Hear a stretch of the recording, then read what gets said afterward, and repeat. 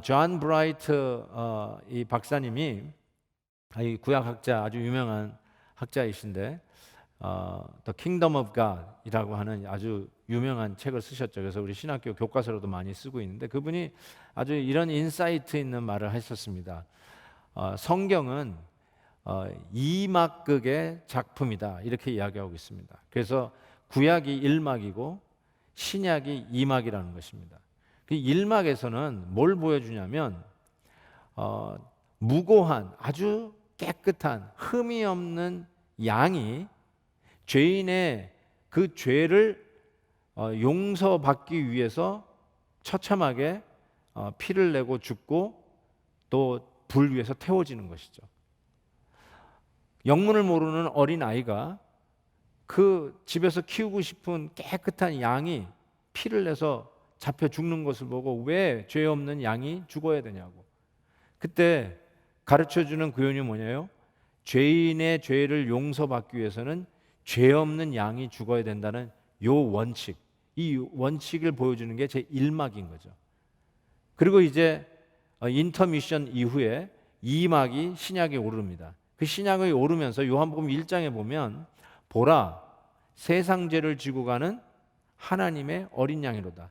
예수 그리스도가 바로 그 죄 없는 어린 양이 되어서 이제는 짐승이 아닌 완벽한 사람으로 성육신하신 예수 그리스도가 우리 죄인들의 죄를 용서하시기 위해서 십자가의 제물로 피 흘려 죽으시는 모습으로 시작되지 않습니까? 이 1막과 2막이 하나의 단위를 하나의 전체성을 가지고 이어지는 것을 이야기합니다. 그래서 서로가 없이는 불분명하고 서로가 독자적인 메시지를 가지고 있음에도 불구하고 하나인 메시지를 더 분명하게 내는 그런 의미에서 성경을 2막극 작품이라고 보는 이 존 브라이트 박사님의 통찰력은 굉장히 의미 있다라고 생각합니다. 자, 이러한 상황 속에서 오늘 8장을 열면서 히브리서 설교자가 뭐라고 얘기냐면 1절 보면 우리가 말하는 요점은 이거다. This is the point. 꼭 우리가 얘기하다가 요점이 뭐냐면 하고 정리하듯이 요점이 뭐냐?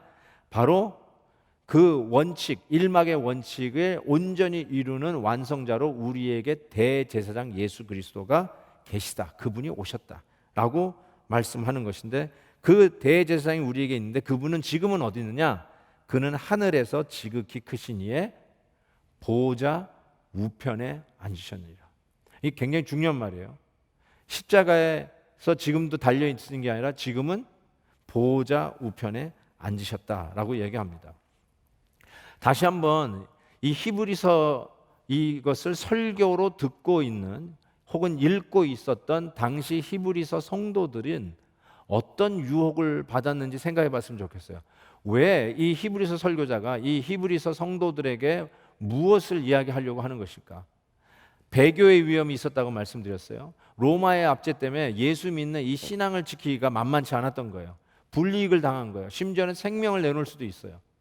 더군다나 다시 유대교로 돌아가려고 하는 지금 예수 그리스도를 믿는 이 신앙을 떠나서 옛날로 돌아가려고 하는 유혹이 있었는데 그 유혹이 왜 이렇게 강렬한 유혹이었을까? 예수 그리스도가 이제 하늘 보좌에 앉으셔서 지금 우리의 대제사장이라고 지금 설교자가 이야기하고 있는데 실은 이 당시에 이 히브리서 성도들은 눈으로 보고 만지는 제사 시스템과 앞에서 왔다 갔다 하면서 자기를 위해서 제사장 역할을 하고 있는 제사장들을 눈으로 봤던 자들이거든요.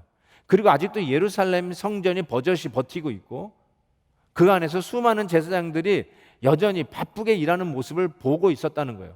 그런데 이제 보이지 않는 그 예수 그리스도를 나의 주 나의 하나님으로 믿고 그분이 이제는 나의 제사장이다. 그분이 나의 대제사장이라는 걸 믿고 사는데 핍박이 오고 그리고 보이지 않으니까 허전한 것이죠. 코런틴 당하고 격리 당하고 마음대로 자유롭게 만나서 옆에서 으쌰으쌰 격려해 줄 사람을 못 만나는 가운데 아예 옛날 유대교로 다시 돌아가는 것이 차라리 낫겠다. 그래도 눈에 보고 만지고 있는 것이 훨씬 낫겠다라고 생각을 했다는 것이죠. 가만히 생각해 보면 실은 우리에게도 이런 지금 정확하게 이런 유혹이 있지 않나 싶어요. 어쩌면 그런 유혹을 견디고 진정한 보이지 않는 우리 주 예수 그리스도를 붙들고 가는 것을 이번 코로나 팬데믹 상황 속에서 우리는 배우고 그리고 붙들어야 될 것이라고 생각해요. 2000년 전 히브리서 성도들은 훨씬 힘들었죠. 우리는 이렇게 온라인을 통해서라도 볼 수 있잖아요. 들을 수 있잖아요. 그런데 2000년 전 히브리서 성도들은 보지도 못했잖아요. 만날 수도 없었잖아요. 페이스타임이 있는 것도 아니고. 자, 그런 상황 속에서 하나님은 히브리서 성도들에게 주셨던 교훈을 오늘 이 코로나 팬데믹 상황 속에 있었던 우리 성도들에게도 주시는 메시지가 있다라고 좀 분명히 생각합니다. 좀 만나고 싶고 만지고 싶고 좀 이 예배 분위기 속에서 가득 앉아서 같이 우렁찬 찬양과 함께 하나님 앞에 예배 드리면서 하나님의 임재를 느끼고 싶고 하늘 보호자 앞에 담대히 나아가는 것을 예배당 앞에 나와서 예배 드리는 것으로 체험하고 싶은데 전혀 그런 걸 할 수 없고 그냥 우리 집 앞에 있는 컴퓨터 혹은 TV 스크린 앞에서 예배 드리는 모습에 깝깝해할 수 있는데 좀 나도 좀 보고 싶다. 어쩌면 히브리서 성도들이 그 멋진 제사장 옷을 입고 그 제사장이 입는 옷 밑에는 방울들이 달려 있어요. 걸어 다닐 때마다 찰랑찰랑 소리가 들려요. 그게 얼마나 예배 분위기를 잡았겠어요. 얼마나 신성했을까요? 얼마나 하나님의 임재 앞에 나가는 그 분위기가 잡혔을까요? 희생 제물이 잡히고 그것들이 제단 불 위에 확 불이 타는 것이 시각적으로 보이고 그 위에서 나의 죄를 청산하고 용서받기 위해서 그 제물이 대신 불타서 연기되어서 하늘로 올라가는 그 냄새, 불타는 냄새, 그 현장, 그것을 느끼고 체험하니까 얼마나 실감나겠어요. 보이지 않는 저 하늘 보좌에 올라가셔서 계시다는 그 예수님을 믿는 것보다 아예 눈에 보이고 만지고 나도 느끼고 실감하고 싶은 그곳으로 돌아가고 싶은 유혹이 있었다는 것이죠. 그런데 히브리서 설교자는 뭐라고 얘기하냐면 2절에 보십시오. 성소와 참 장막에서 섬기는 이시라 이 장막은 주께서 세우신 것이요 사람이 세운 것이 아니니라. 뭘 얘기하냐면 예수님께서 이 땅에 계시지 않는 이유는 하늘 성소로 올라가셨다는 거예요. 하늘 보좌 우편에 앉으시니까. 근데 이것은 사람이 세운 게 아니라 너희들이 그렇게 돌아가고 싶고 만지고 싶고 느끼고 싶은 사람이 만든 장막이 아닌 우리 주님은 하늘의 성소에 계시는 것이다 이야기하면서 3절에 이렇게 얘기합니다. 대제사장마다 예물과 제사 드림을 위하여 세운 자니 그러므로 그도 무엇인가 드릴 것이 있어야 할지니라. 대제사장들이 제물 드린 것처럼 예수님도 제물을 드리면서 제사장 역할을 하는데 4장에 이렇게 돼 있어요. 4절에 예수께서 만일 땅에 계셨더라면 제사장이 되지 아니하셨을 것이니 이는 율법을 따라 예물을 드리는 제사장이 있습니다. 이 땅에는 사람 제사장이 있는데 진짜 천국의 지성소에는 우리의 대제사장 예수 그리스도께서 올라가셨다. 바로 그곳에서 자기 자신이 드려진 그 예물로 자기 자신의 제물로 하나님 앞에 중보를 하고 계시다는 것을 이야기하면서 9절에 그들이 그렇게도 만지고 싶고 느끼고 싶고 보고 싶고 했던 이 지상의 장막에 대해서 이렇게 얘기합니다. 5절 보세요. 그들이 섬기는 것은 하늘에 있는 것, 지금 우리 주님이 가 계신 곳, 하늘에 있는 것의 모형, 카피, 그림자, 섀도우라고 이야기를 합니다. 그래서 모세가 이 지상에 있는 성막, 성소를 지을 때 어떻게 얘기하면 지시하심을 얻음과 같이 삼가 모든 것을 산에서 너에게 보이던 모세가 산에서 보았던 본, reality, archetype, 원형 그 본을 따라 지으라 warning, 삼가 warning을 했다는 것이죠. 내가 이 손재주가 좋아서 짓다가 야 이렇게 지으면 더 효율적이겠다 해가지고 뚝딱뚝딱 해가지고 그 모든 것을 만든 게 아니라는 거예요. 본대로 카피 정확하게 하라는 거죠. 카피. 그래서 본 따라 이라는 말이잖아요. 본 따라 원래 오리지널을 보고 그대로 카피하라는 것이죠. 그래서 그대로 본대로 하는 것이지 자기가 원하는 대로 필요하다고 자기가 생각하기에 훨씬 더 효율적이라고 만든 것이 아니다. 그래서 너희들이 돌아가려고 했던, 보고 싶고 만지고 싶었던 그것은 실은 진짜 원래 본을 본 카피에 지나지 아니하고 원래 오리지널의 그림자에 지나지 않는다. 왜 거기에 가려고 하느냐? 그러면서 이렇게 얘기하는 거예요. 그래도 보고 싶고 만지고 싶고 느끼고 싶다는 거죠. 그때 이 설교자는 뭐라고 얘기하냐면, 아예 그것을 못 보고 안 만지는 게 더 낫다. 없는 게 더 낫다. 불완전한 이 제사 시스템은 더 이상 없는 게 낫다. 왜냐하면 우리의 대제사장 예수 그리스도께서 완성하셨다. 그 하나님이 보이지 않지만 훨씬 더 낫다. 보이고 만지는 것보다 훨씬 더 탁월하다. 그 이야기를 하는 것이죠. 그래서 히브리서 9장 다음 장을 미리 좀 가보시면 이렇게 얘기하고 있어요. 그리스도께서 참 것의 그림자인 손으로 만든 성소에 들어가지 아니하시고 바로 그 하늘에 들어가사 이제 우리를 위하여 하나님 앞에 나타나서 지금도 우리의 대제사장으로 우리를 위하여 중보하시고 우리를 위하여 섬기고 계십니다. 안 보여도 보이는 이 지상의 장막에서 일하고 있는 제사장이나 그 제사 시스템보다 훨 탁월하고 좋습니다. 그 얘기를 하고 있는 것이죠. 자, 왜 이것이 더 좋은가? 왜 더 좋은 언약인가? 6절에 이렇게 얘기하겠습니다. 이제 그는 더 아름다운 직분을 얻으셨으니 그는 더 좋은 약속으로 세우신 더 좋은 언약의 중보자시라. 예수님이 더 좋은 중보자, 더 좋은 언약, 계약을 맺은 자라고 이야기를 하고 있는 것이죠. 그러면서 7절에 첫 언약이 무흠하였더라면 둘째 것을 요구할 일이 없었으리요. 광야에서의 그 언약이 계속 불완전한 거 아니에요. 그림자잖아요. 카피잖아요. 그래서 계속 매일 매번 하루에도 2번 소제, 전제 막 드리고 주마다 안식일마다 드리고 그러면 또 월마다 드리고 또 1년마다 드리고 정신없이 계속 왜요? 불완전하고 완전하지 않으니까 계속 그림자의 모습을 보여줬는데 예수 그리스도 더 나은 온전한 대제사장이 이 일을 완성시키셨다는 거죠. 그럼 완성시키셨기 때문에 첫 언약은 흠이 많았기 때문에 이제 예수 그리스도 안에서 더 이상 요구할 수 없는 더 좋은 언약을 우리와 맺으셨다고 이야기하면서 그것이 새 언약이다. 훨씬 나은 언약이다 라고 이야기합니다. 왜 더 나을까요?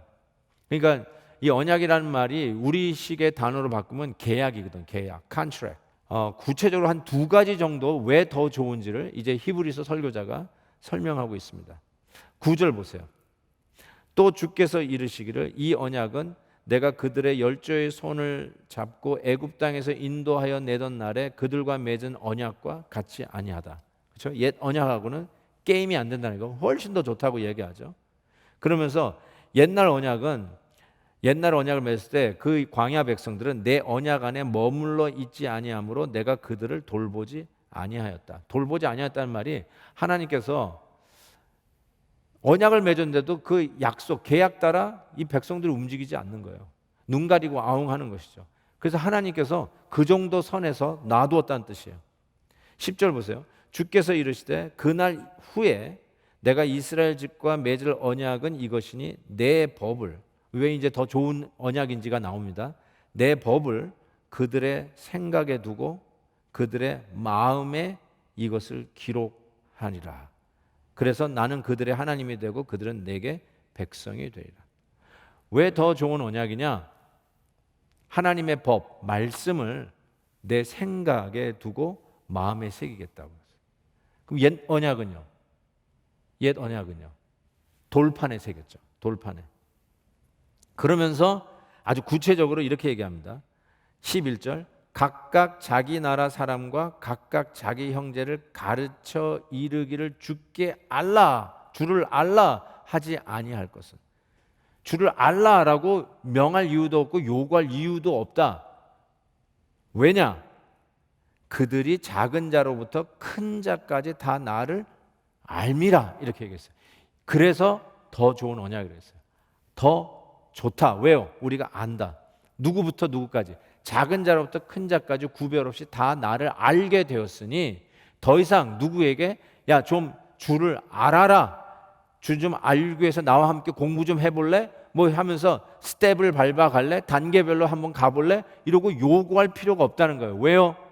어린아이나 큰 자나 남자나 여자나 나이 드신 결륜이 있는 할아버지나 갓 태어난 아이나 아이비리그를 나온 수재나 아직 학교도 가지 못했던 어린아이나 일반적으로 하나님의 말씀을 생각에 두고 마음에 새겼기 때문에 우리는 똑같이 다 하나님을 아는 은혜를 입었다. 지금 그 얘기를 하고 있어요. 이게 바로 better covenant, 마음에 새겼다라고 하는 의미입니다.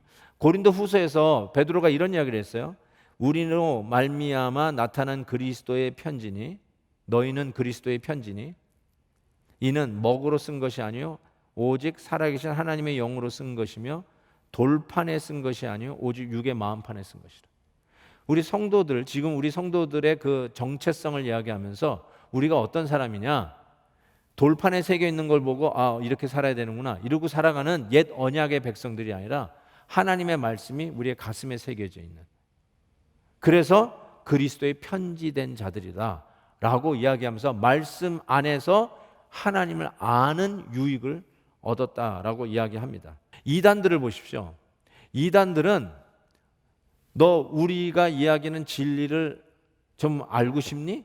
네, 알고 싶어요. 그러면 얼마 내고 1단계. 1단계 끝났어요. 좀 더 깊은 진리를 알고 싶냐? 네. 그러면 얼마 내고 2단계. 더 깊은 어드밴스 코스에 들어와서 진짜 알아보고 싶냐? 예. 그러면 3단계. 꼭 신천지 같죠? 몰몬도요, 접근 금지예요. 그 샌디에고 내려갈 때 보이는 그 5번 하이웨이 옆에 보이는 하얀 커시드럴 여러분이 아마 자주 보셨을 거예요. 거기에 아무나 못 들어갑니다. 거기서 결혼식, 멋있는 건물에서 결혼식 하고 싶다고 거기 가서 하면 아주 퇴짜 맞습니다. 그리고 거기에 몰몬 신도라고 갈 수 있는 데도 아니에요. 거기는 몰몬의 탑 제사장들, 탑 사제들만 1년에 그것도 한두 번 자기네들의 모임이 있을 때만 갑니다. 거기 아무나 들어가는 게 아니에요.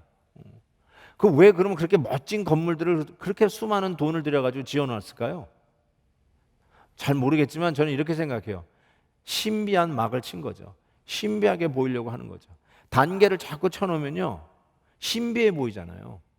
근데 기독교는 참 희한하게 신비를 없애고 신비의 베일을 벗긴 게 기독교예요. 지성소의 그 신비한 하나님의 임재를 상징하는 지성소를 위에서부터 아래로 쭉 찢어놓은 게 우리 주 예수 그리스도의 십자가의 은혜예요. 그리고 확 열어놓고 anybody come, 누구든지 오라는 거예요. 선두주자, 바로 말씀드렸잖아요. 예수님이 먼저 들어가고 그 누구도 들어갈 수 없는 그 신비한 그 영역에 예수님께서 우리를 초청해서 오라는 거 아니에요. 그래서 우리가 하나님 앞에 가까이 나아갈 수 있다라고 하는 더 나은 대제사장, 천사보다, 유대인의 그 율법들보다, 모세보다, 아브라함보다 더 위대하신 우리 주 예수 그리스도로 말미암아 우리가 하나님 앞에 draw near to God, 하나님 앞에 나아갈 수 있다. 우리와 같은 더 좋은 언약을 가진 자로서 이제는 하나님을 깊이 아기고 사귀고 알게 되었다. 그래서 우리가 하나님을 아바지라 부르는 거예요. 그리스도 안에서 자라가는 성숙에는 시간차가 있을 수 있어요.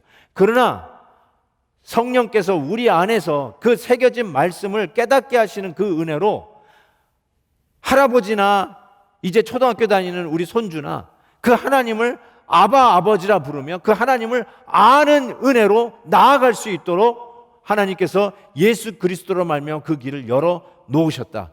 그것이 바로 우리가 가진 더 나은 언약이다 라고 이야기를 하고 있는 것입니다. 정말 기독교는 비밀의 방이 없습니다.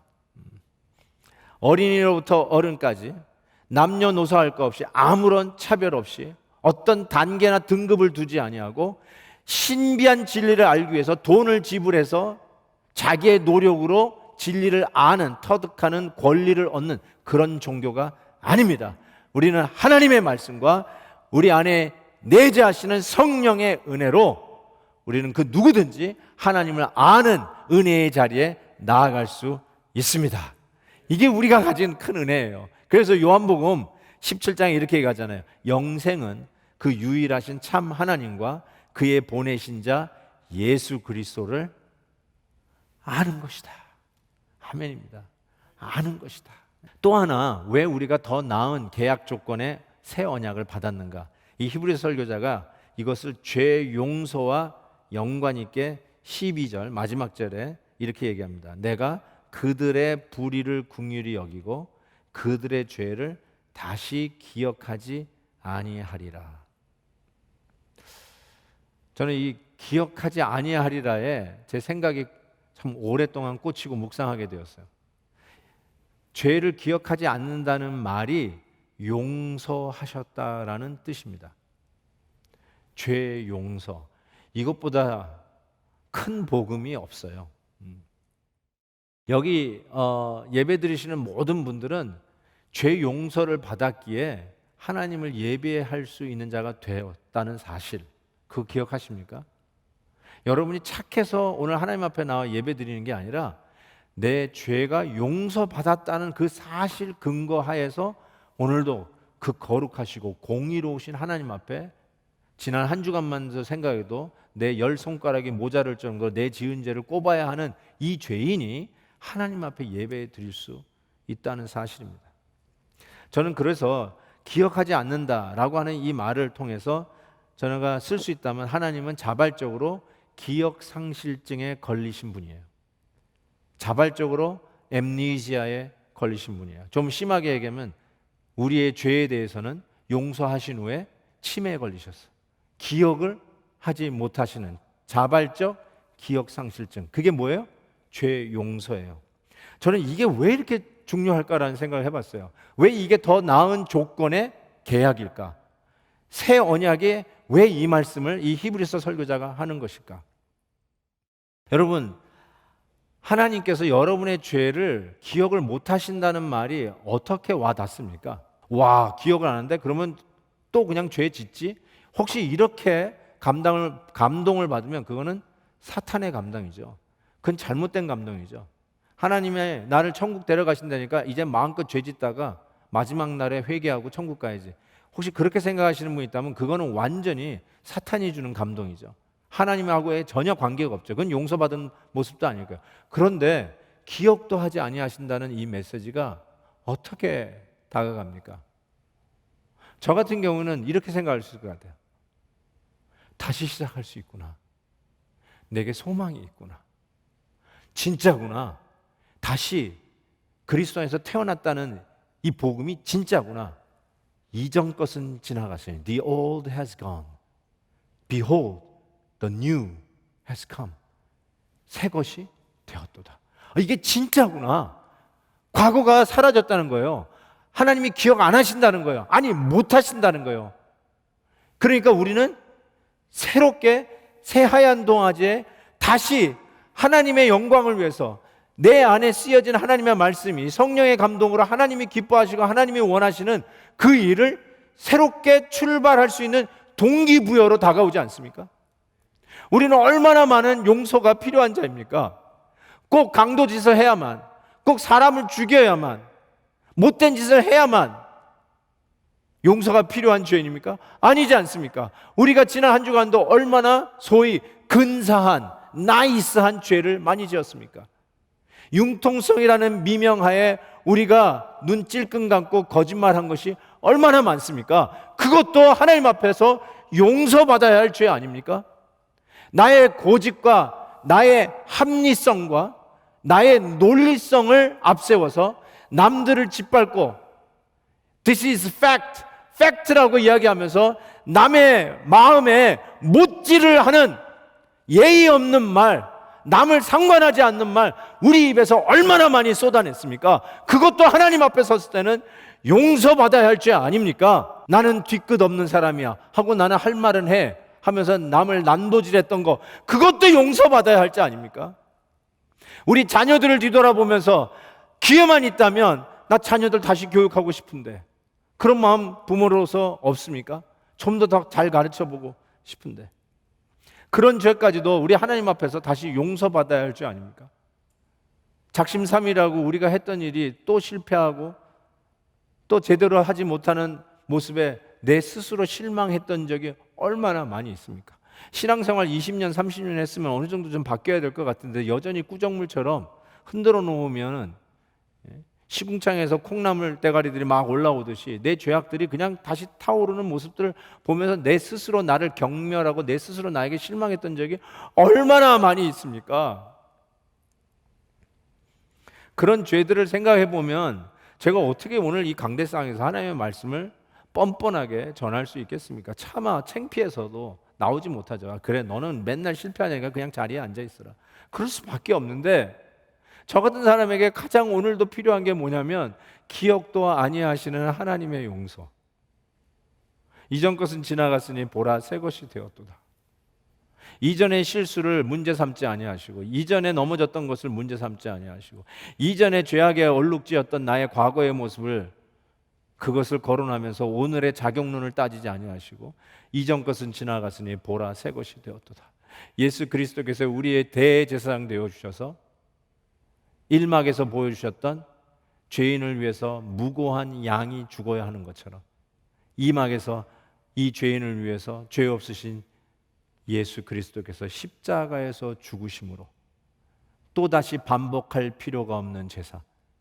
어제 했는데 오늘 하고 오늘 했는데 내일 또 해야 되고 지난주에 했는데 이번 주에 또 하고 작년에 했는데 올해도 또 해야 되는 계속 반복되는 제사 드릴 필요 없이 단번에 once for all 우리의 죄 용서를 한 방에 끝내시고 지금은 여전히 우리를 용서하시기 위해서 십자가에서 철철 피 흘려 주시고 계시는 분이 아니라 하늘 보좌 우편에서 우리를 위하여 중보하시며 대제사장의 역할로 섬기고 계시는 우리 주님.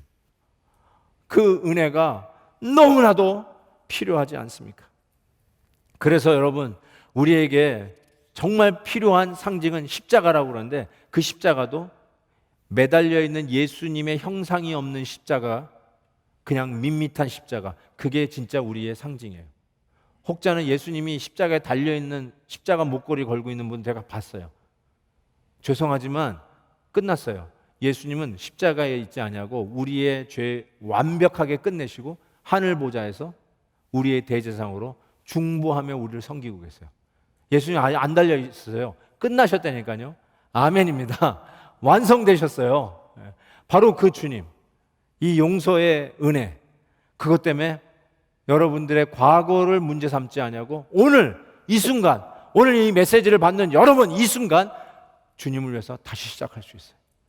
여러분의 마음속에 새겨진 그 말씀이 여러분을 움직이는 대로 성령의 소욕 따라 성령께서 움직이시는 대로 하나님이 기뻐하시는 일을 위해서 나 같은 죄인이 새로움을 받아서 다시 시작할 수 있어요. 왜요? 용서받았으니까. 왜요? 내 죄를 우리 하나님께서 스스로 기억 상실하셨기 때문에. 이것이 우리에게는 복음이에요. 다시 시작하십시다. 다시 일어나십시다. 우리를 위하여 십자가 지시고 우리를 용서하신 그 놀라운 구속의 은혜는 완성되었습니다. 할렐루야.